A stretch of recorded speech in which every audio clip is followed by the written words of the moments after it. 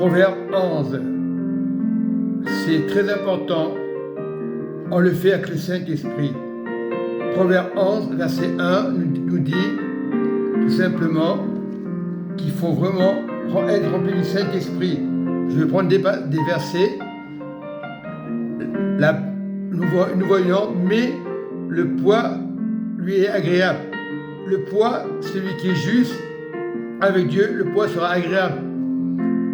Et verset 3, l'intégrité de l'homme droit les dirige. Il faut diriger vraiment le Saint-Esprit. Il faut le faire avec le Saint-Esprit. Parce que dans les proverbes, c'est une règle du Saint-Esprit. Il faut le savoir.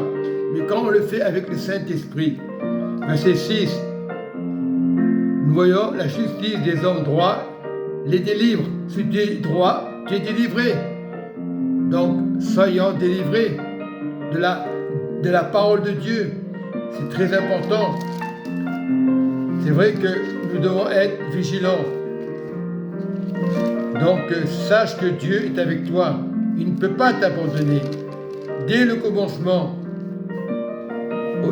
dans l'évangile de Jean, au verset 1, au commencement était la parole, et la parole était Dieu. Nous le savons que la parole était Dieu, et restera toujours Dieu. La parole ne peut pas bouger. Dès la jeunesse, elle était Dieu.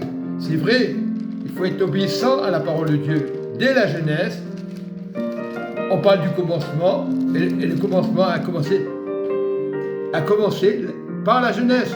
Au commencement, Dieu créa les cieux et la terre. Donc, c'est Dieu qui a créé les cieux et la terre. Ce n'est pas les hommes. Aujourd'hui, on est devenus des religieux. Dès le commencement, il est l'alpha et l'oméga. Il va terminer par l'oméga. Alpha, le commencement, oméga, il terminera. Sa parole, elle ne peut pas mentir. Mais il est un Dieu du miracle. Que tu le veuilles ou pas, lorsque tu as des paroles positives pour le Saint-Esprit, beaucoup ont des paroles positives religieuses, ça ne marche pas pour le Saint-Esprit. Et la différence se fera, qu'on le veuille ou pas. Soyez bénis dans le nom de Jésus. Amen.